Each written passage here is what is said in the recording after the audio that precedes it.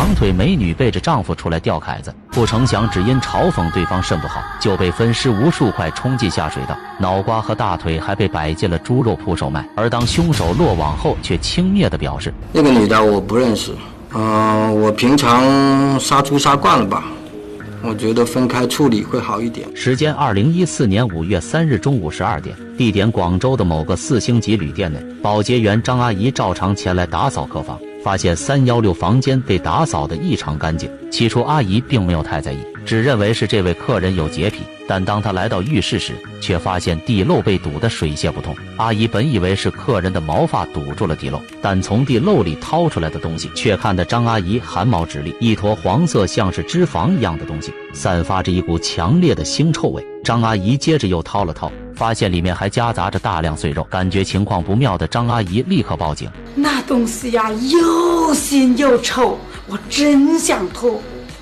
看来看去又不是牲口的呀。我连忙喊前台小妹，赶快报警。警方很快赶到现场，经验丰富的老刑警只用了一眼就判断出这里发生了一场命案。侦查员又在走廊尽头的垃圾桶里翻到了一个黄色的塑料袋，里面装着大量人体碎片。经过法医熬夜检测，发现这位可怜人是个年轻的女孩，而她的颅骨与胫骨并不在这里。警方从酒店前台查到了登记信息，死者叫杨慕晴，今年才28岁，房间是她在4月30日晚上开的。警方联系到死者的亲属，对方告诉警方，杨慕晴计划在5·1出去度假，但之后就再也没了消息。警方调来酒店的监控记录后发现，杨慕晴在登记完上楼后，中途又返回了酒店大堂一次，然后就再也没有出现过了。由此警方推断，杨慕晴很有可能在入住当天就遇害了。酒店前台告诉警方，那天杨慕晴上楼之后，又下楼多要了一份洗漱用品。看着杨慕晴光鲜亮丽的打扮，警方认为对方可能是来约会的。既然是约会呢，必然会有第二人到来。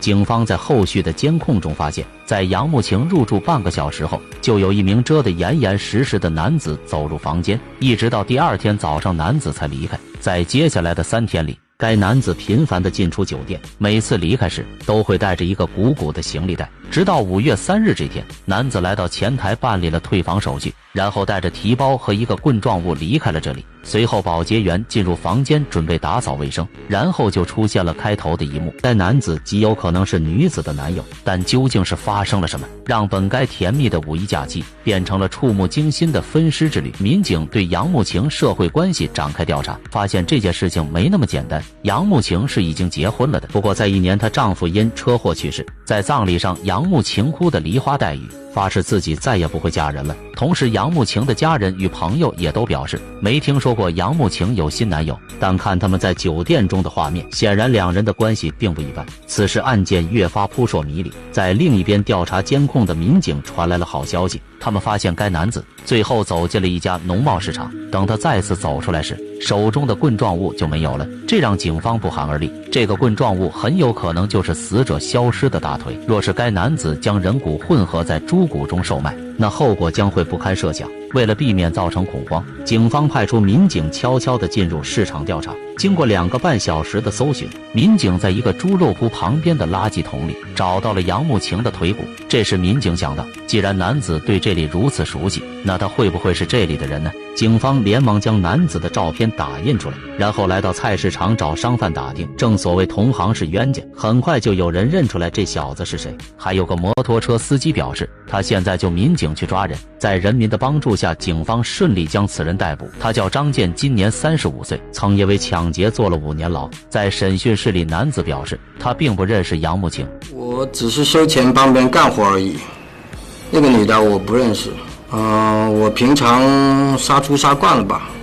我觉得分开处理会好一点。经过深入调查，警方发现这起案件比他们想象的更加复杂。原来杨慕晴的丈夫并非死于车祸，而是买凶杀人的成果。负责动手杀人就是张健。那个女人给钱我，让我杀她老公的啊。她有没有说为什么？没有，我们只负责收钱办事，别的我们都不问的。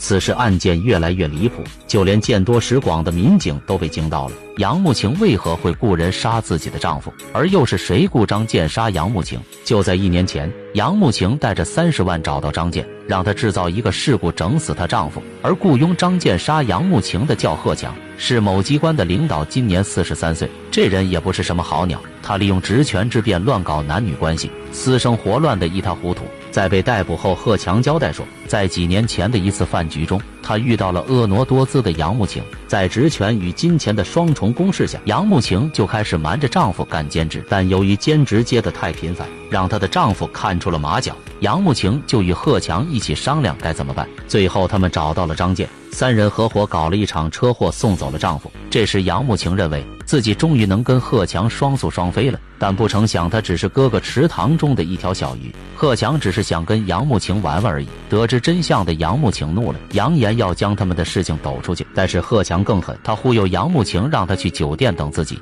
随后给张健打了个电话，让他过去重操旧业。唉，为了一个女人，我现在什么都没有了。男人啊，哎呀，都输在女人的身体上。人间不只有爱，恶魔就在身边。关注我，了解更多人间暗处的危险，看清黑暗，远离黑暗。